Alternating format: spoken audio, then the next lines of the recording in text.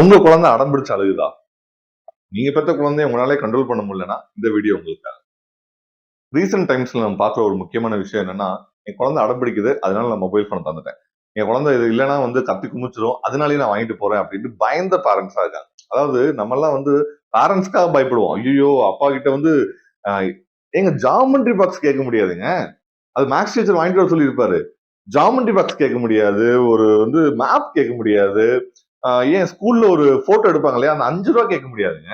அப்படிதான் நம்ம எல்லாம் இருந்தோம். பட் இப்ப யோசிச்சு பாருங்க, பசங்களுக்காக பேரண்ட்ஸ் பயப்படுறாங்க. பசங்களுக்கு இது வேணும் அது வேணும்னு பேரண்ட்ஸ் வந்து பயந்து பயந்து எல்லா விஷயங்களையும் பண்றாங்க. இதுல நான் டென்ஷன் ஆயிரும், வீட்டுல 2 ஆயிரும், சண்டை வந்துடும் அப்படின்னு சொல்லிட்டு. இந்த இடம் யார் கொடுத்தது?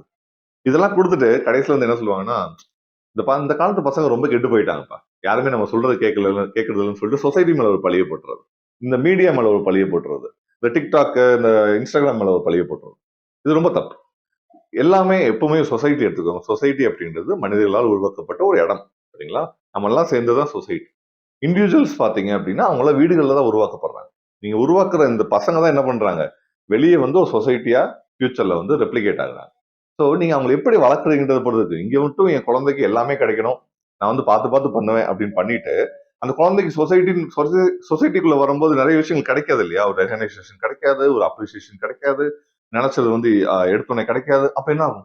அங்கதான் ரியல் ப்ராப்ளம்ஸ் வந்து ஸ்டார்ட் ஆகுது. ஸோ ஒரு சொசைட்டியை உருவாக்கணும், நல்ல சொசைட்டி உருவாக்கணும்னா நீங்க பேரண்டிங் எப்படி பண்றது பொறுத்து.